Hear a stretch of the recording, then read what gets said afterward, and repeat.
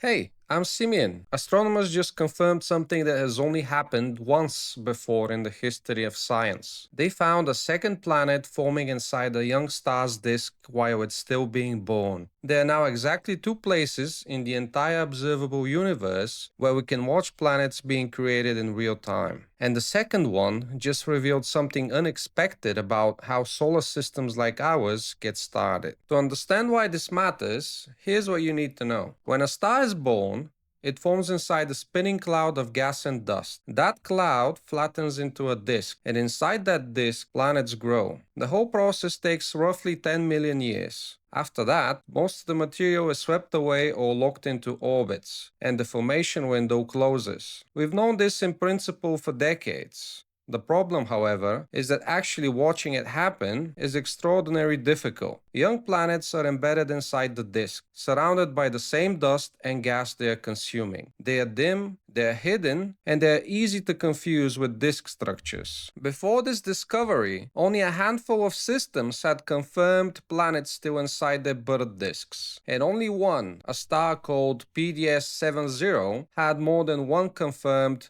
embedded planet. PDS 70 became the single reference point for everything we thought we understood about early planet formation. One system, one laboratory. For years, that's all that we had. WISPIT 2 is a young star about 355 light years away, roughly the same mass as our Sun, and only 5 million years old. 5 million years sounds like a long time, but in stellar terms, this system is a newborn. Our own Sun is nearly 1,000 times older. Last year, astronomers confirmed the first planet, WISPIT 2b, sitting inside a 60 astronomical unit gap in the disk. That's a gap roughly 60 times the distance between the Earth and the Sun, carved out by a planet that's roughly 5 times the mass of Jupiter. But the disk around WISPIT 2 has multiple rings, multiple gaps, and sitting inside the innermost ring, much closer to the star, there was a faint signal that kept showing up in the data. They called it CC1,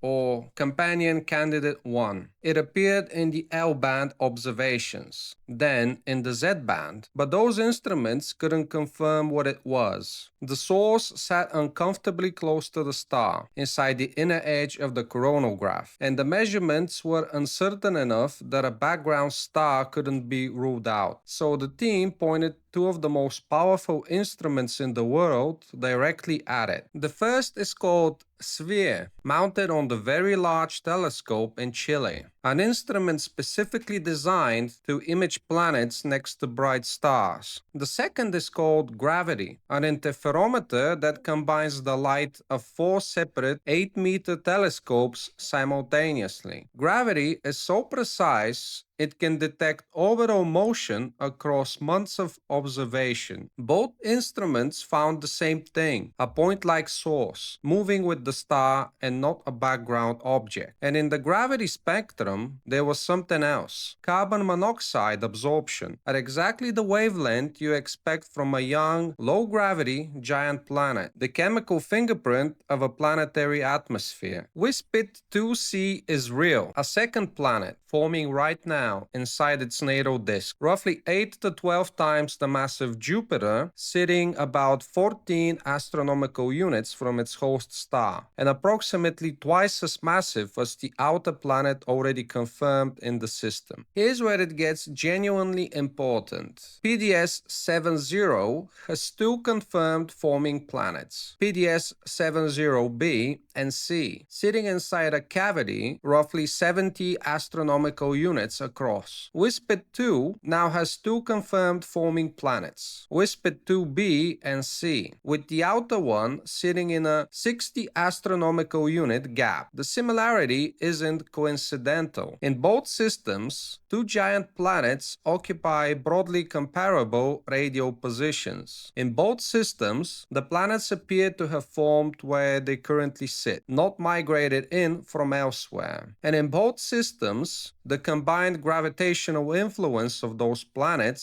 is actively shaping the disk structure around them. The researchers suggest this might point to something real, a preferred zone for giant planet formation in young disks, where conditions are just right for gas giants to grow and stabilize before the disk dissipates, not too close to the star and not too far out. A range of orbital distances where the physics of accretion and disk dynamics consistently produce this kind of architecture. One system could be a coincidence, but two systems with strikingly similar properties starts to look like a pattern. There's one detail in this discovery that I find genuinely puzzling, and the researchers do too. WISPIT 2c is roughly twice as massive as the outer planet, WISPIT 2b. Everything we know about how planets grow suggests that more massive objects accrete more material. They should be actively feeding from the disk around them, generating hydrogen emission as infalling gas heats up on impact. WISPIT 2b shows that emission clearly.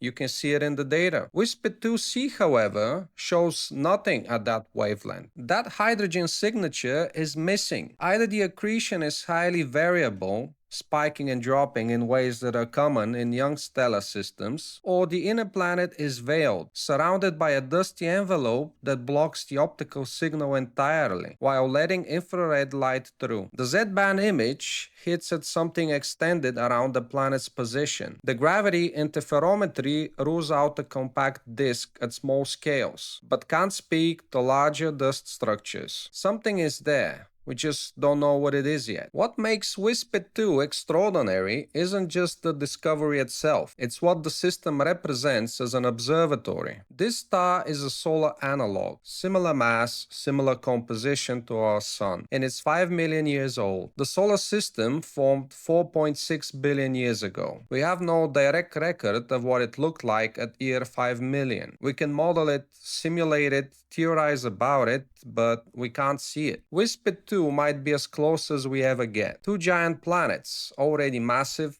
already shaping a multi-ringed disk in a system that physically resembles what our own solar system may have looked like before the terrestrial planets finished forming, before the asteroid belt stabilized, before any of the conditions that eventually made Earth possible were locked in. The upcoming extremely large telescope that's currently under construction in Chile will be able to resolve this system in a far greater detail than anything currently available. It should be able to track the orbital motion of both planets, constrain their mass more precisely, and potentially detect smaller structures in the disk that current instruments miss entirely. WISPIT 2 just moved to the top of the target list. If this kind of content is what you're looking for, a subscription means you won't miss what comes next.